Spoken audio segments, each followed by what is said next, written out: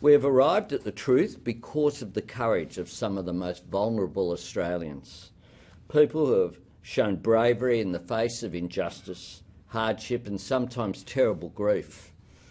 The courage stands in stark contrast to those who sought to shift the blame, bury the truth and carry on justifying this shocking harm. The Robodebt scheme was a gross betrayal and a human tragedy. It pursued debt recovery against Australians who in many cases had no debt to pay. It was wrong, it was illegal, it should never have happened and it should never happen again.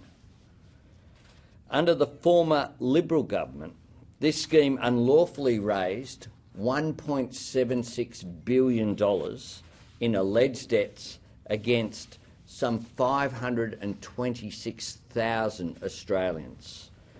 This tragedy caused stress, anxiety, financial destitution and sadly had a very real human toll.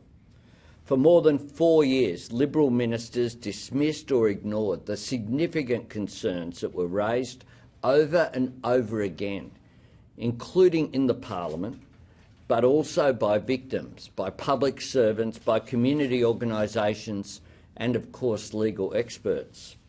The Royal Commission has found that the Liberal Party's Robodebt scheme was, to quote, a crude and cruel mechanism, neither fair nor legal, and it made many people feel like criminals. There are a range of other quotes that stood out to me when I went through the report in the short time that we've had it this morning.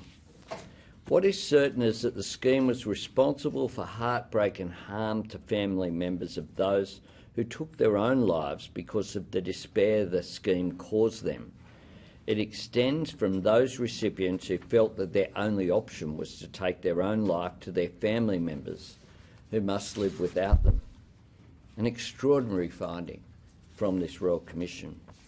It says on page 106 regarding Scott Morrison and his time as Minister for Social Services, to quote the report, he failed to meet his ministerial responsibility to ensure that Cabinet was properly informed about what the proposal actually entailed and to ensure that it was lawful.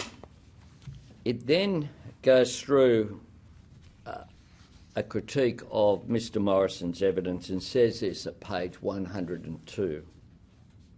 The Commission rejects as untrue Mr Morrison's evidence that he was told that income averaging as contemplated in the executive minute was an established practice and a foundational way in which DHS worked. An extraordinary comment about a former Prime Minister.